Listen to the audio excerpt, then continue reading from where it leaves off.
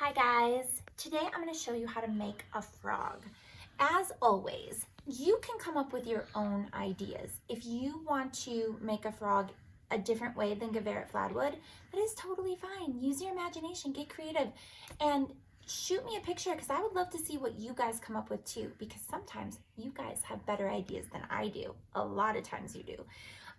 As always, you can draw a frog if you want to. If that's all you want to do is just try to draw a frog, you could draw the frog's head and the eyes and the nose and the mouth and the body and the hoppy legs that the frog has that lets it jump and hop up and down. So you could draw a frog. That's always an option, is to draw. It's really, really, really good for your small motor muscles to draw and to keep on practicing drawing, and to figure out what shape things are is really, really good too. So draw away if that's what you want to do. If you don't want to draw, here's another way you could make a frog. Geveret Fladwood took a little paper plate. You could use a big paper plate, or if you don't have paper plates at home, you could just use a piece of paper and cut it into the shape of what shape is that? A circle. And then all you do is you just fold it right in half. I colored it green to look like a frog, and then I need to add my details. So what kind of details do you think I need to make? This is going to be my frog's head. I'm not going to make the body today, just the head. What do you think I need to add to that? If you said eyes, you were right. I took a piece of white paper and I cut out 2 circles, and in the middle of those circles I made pupils. That's that black part of your eye, so that the froggy could see. And I made 2 of them because just like us, froggies have 2 eyes.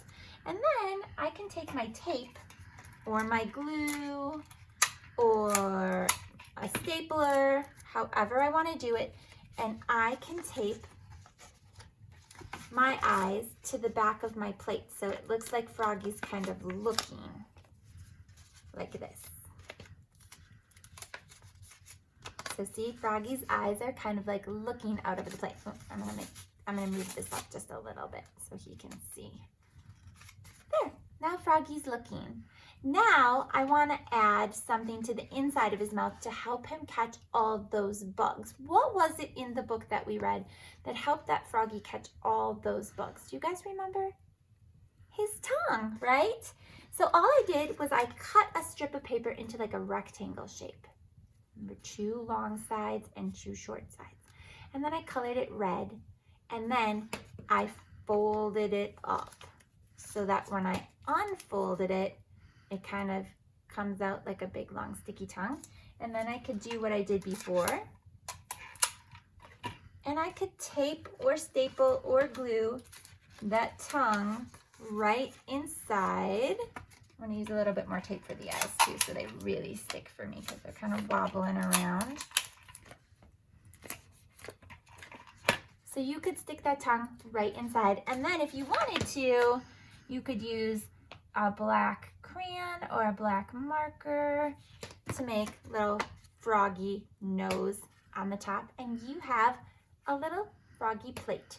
You could add other details if you wanted to try and make a body. Maybe you could use another paper plate or piece of paper to make a body, and maybe you could do this to make froggy legs that jump.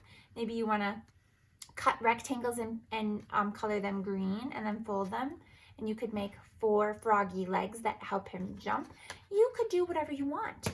This is your art project. And then we learned today that froggies eat bugs like flies. So maybe I want to put a fly at the end of his tongue.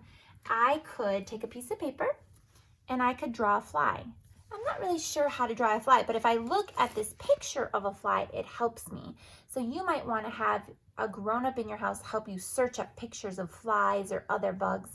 I see that this fly has a circle body. So I'm going to make a circle body, and I'm going to color it in just like that picture.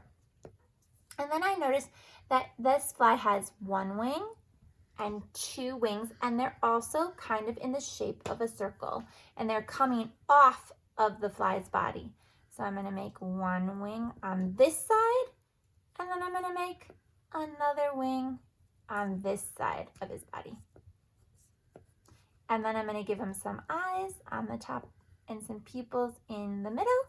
And then if I wanted to, I could just cut around him.